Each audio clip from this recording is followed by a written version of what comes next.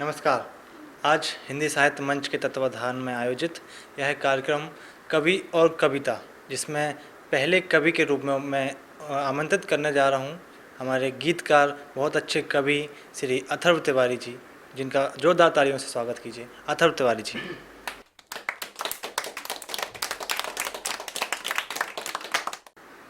आप सभी को मैं सादर वादन करते हुए गीत के पहले कुछ मुक्तक आप सभी के सामने प्रस्तुत कर रहा हूँ। सुनिएगा।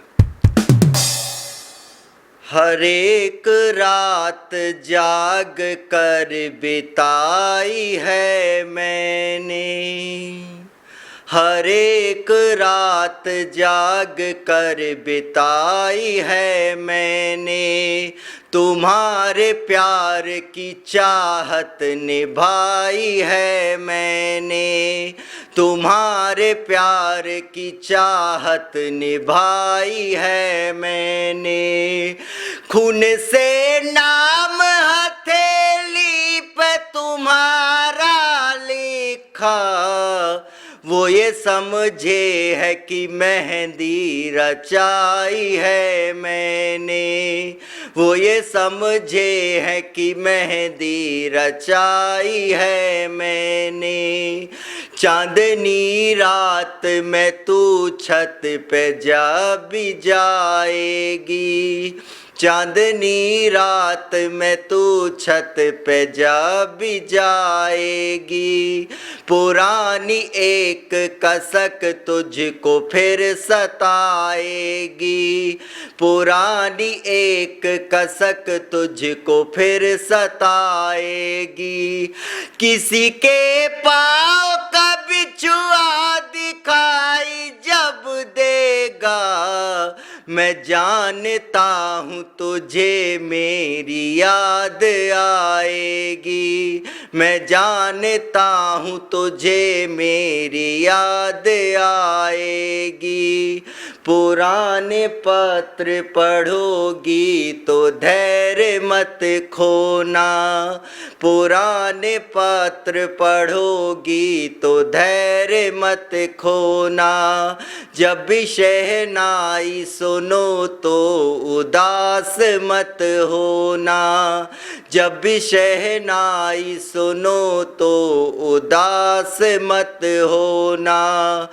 किसी सहेली की डोली उठे जो आंगन से, हमारी याद में छिप छिप के तुम नहीं रोना, हमारी याद में छिप छिप के तुम नहीं रोना। अब आप सभी के सामने मैं श्रृंगार रस का गीत प्रस्तुत कर रहा हूँ। सुनिएगा। कितना पागल हुआ मन तुम्हारे बिना, कितना पागल हुआ मन तुम्हारे बिना, और उस पे ये सावन तुम्हारे बिना। बदलिया बादलों में सिमटने लगी, कांटों तक से ये कलियां लिपटने लगी। हम अधर पर अधर धर सके ना अगर, हम अधर पर अधर धर सके ना अगर, होठ मेरे अपावन तुम्हारे बिना। कितना पागल हुआ मन तुम्हारे बिना, और उस पे ये सावन तुम्हारे बिना। तन तमूरा हुआ तार झंकृत हुए, तन तमूरा हुआ तार झंकृत हुए, आपने छू दिया हम अलंकृत हुए।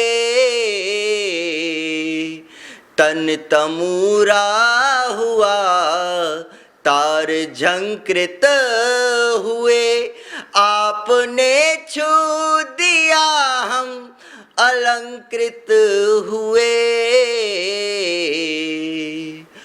दूरियां अब न हमसे सही जाएंगी, व्यर्थ लगने लगा तन तुम्हारे बिना। कितना पागल हुआ मन तुम्हारे बिना, और उस पे ये सावन तुम्हारे बिना। अंतिम बंद आप सभी के सामने मैं प्रस्तुत कर रहा हूँ, सुनिएगा।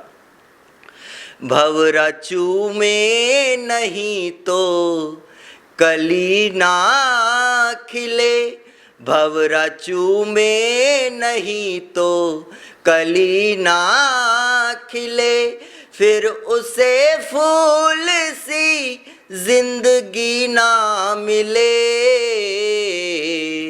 भवरचू में नहीं तो कली ना खिले, फिर उसे फूल सी जिंदगी ना मिले।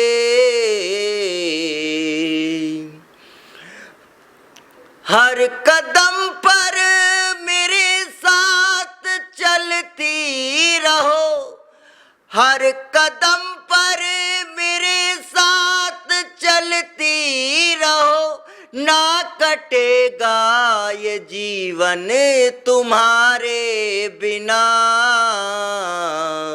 कितना पागल हुआ मन तुम्हारे बिना, और उस पे ये सावन तुम्हारे बिना।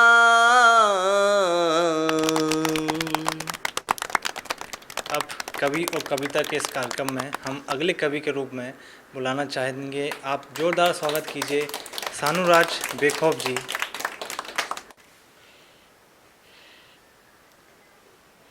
आप सभी सुधी श्रोताओं को मैं सानूराज बेखौफ सादर प्रणाम करता हूँ। कुछ अशार देखिएगा।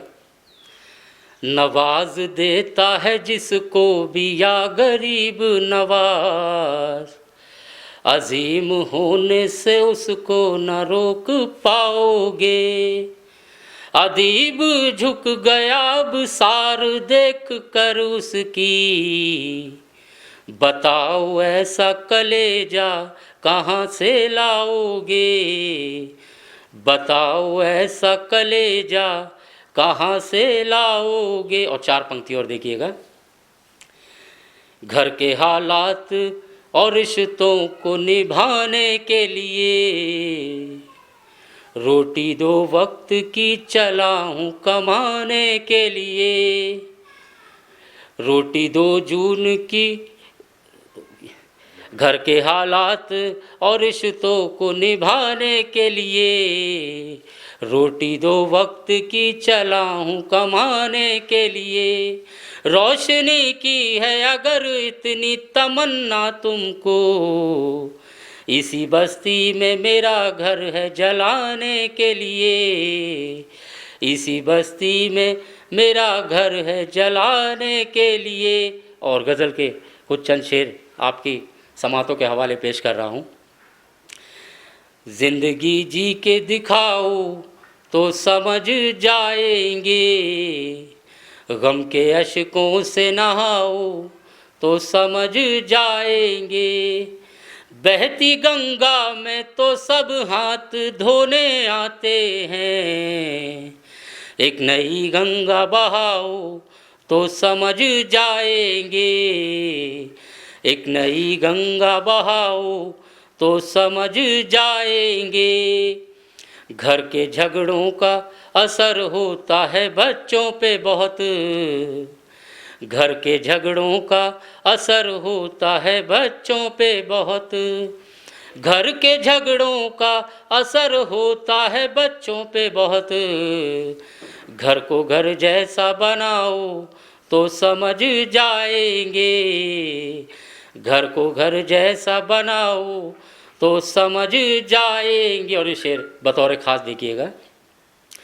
चांद पे कितने गए आज भी जाते हैं कई, चांद पे कितने गए आज भी जाते हैं कई, चांद पे कितने गए आज भी जाते हैं कई।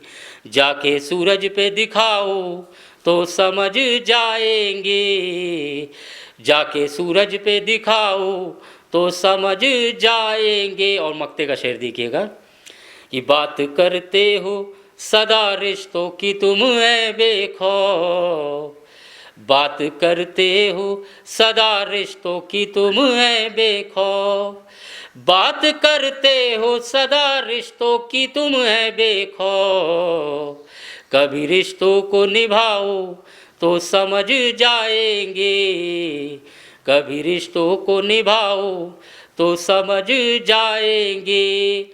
जिंदगी जी के दिखाओ तो समझ जाएंगे, गम के अश्कों से नहाओ तो समझ जाएंगे। बहुत बहुत धन्यवाद।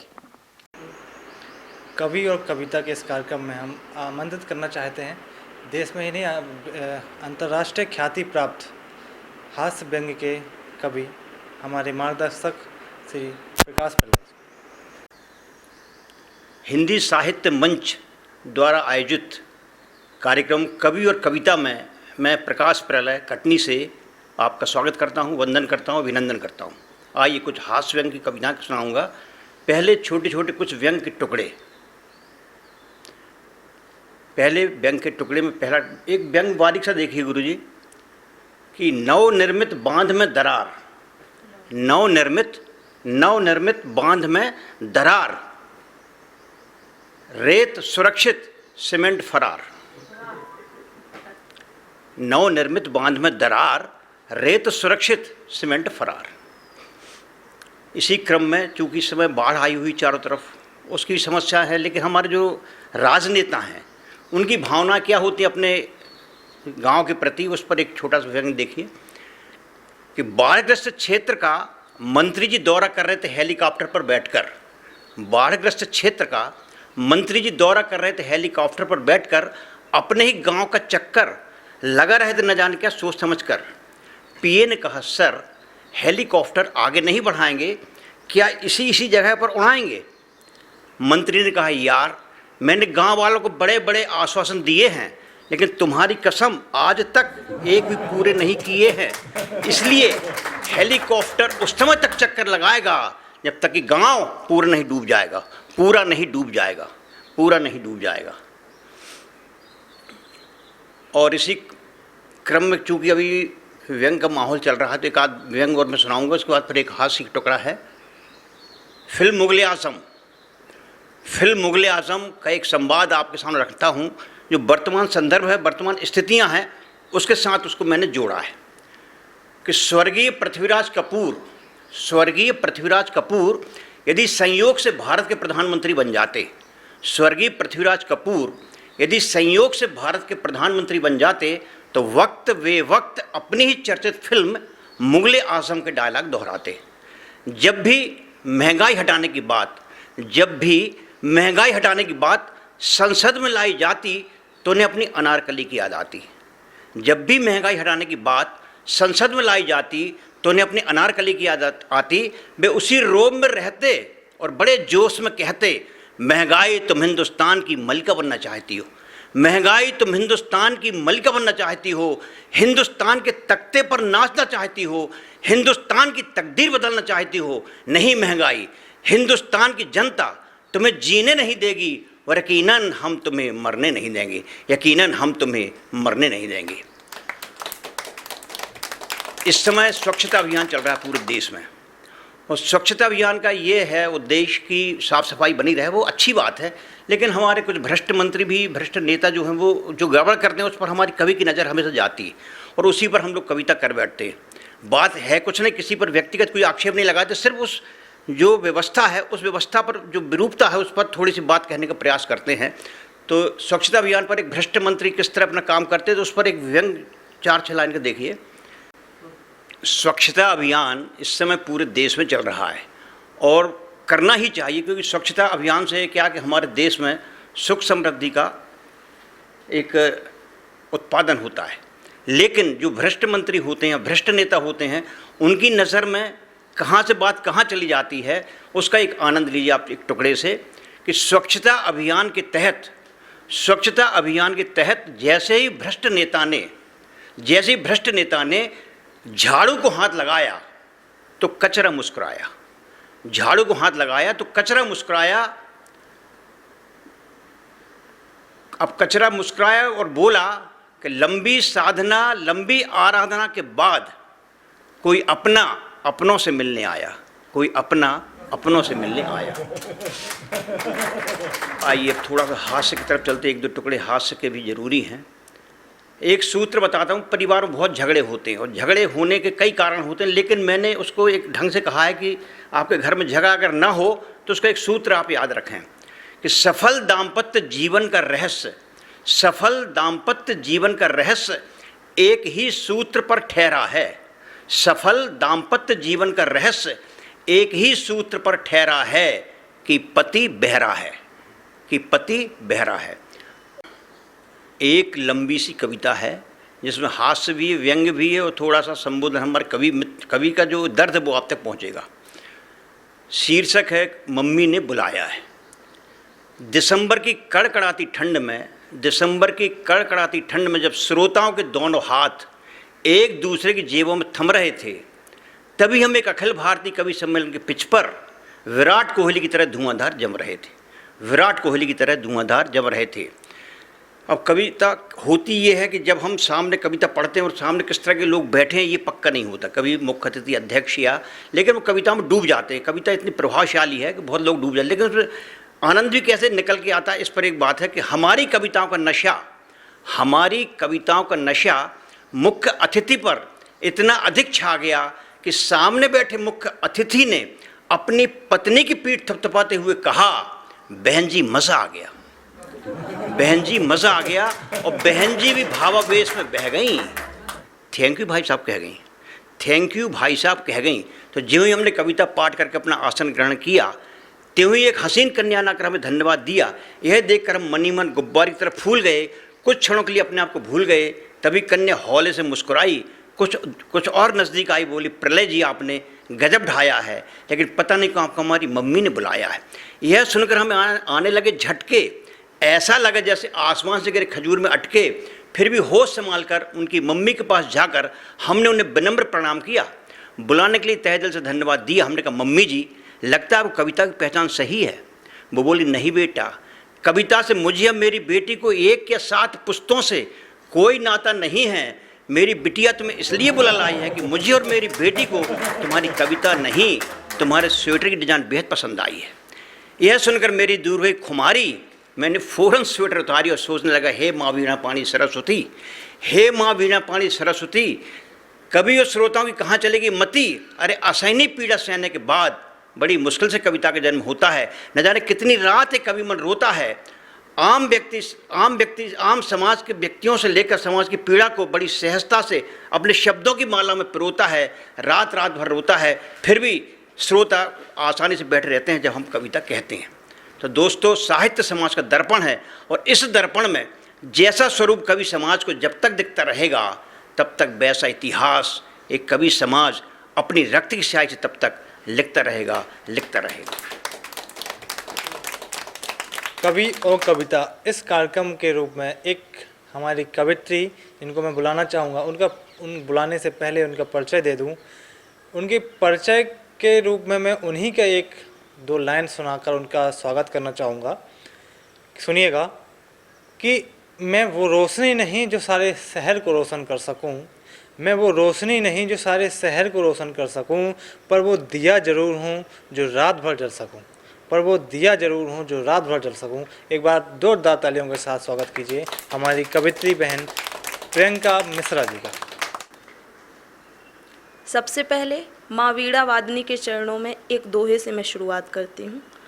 शब्दों की आराधना माँ वीणा का ध्यान, शब्दों की आराधना माँ वीणा का ध्यान, फलित सदा होता रहे दो ऐसा वरदान, फलित सदा होता रहे दो ऐसा वरदान।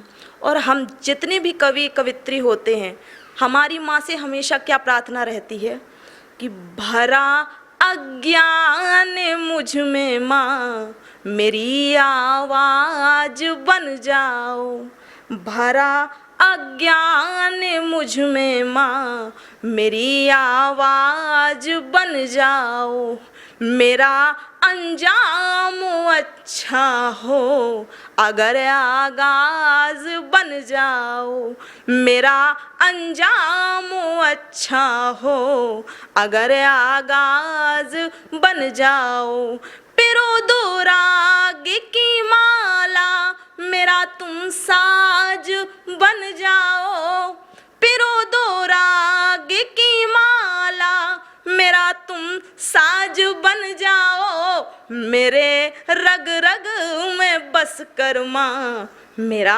अंदाज बन जाओ, मेरे रग रग में बस कर माँ मेरा अंदाज बन जाओ।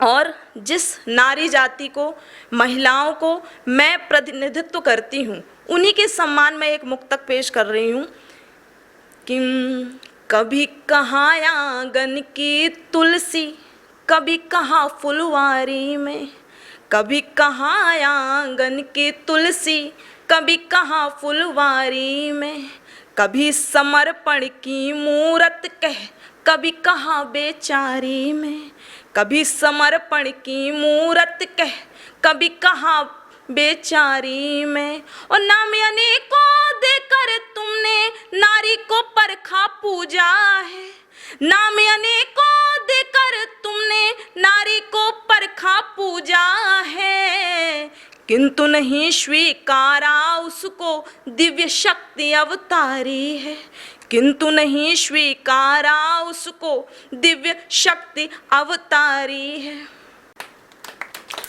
और अगर महिलाएं नहीं होती, नारी नहीं होती, देखिएगा आप, महिलाएं जो होती हैं उनका ये जितना अर्थव्यवस्था है, आप उनके कान बिंदी और जितना सौंदर्य से लेकर कितना महिलाओं के ऊपर खर्च होता है।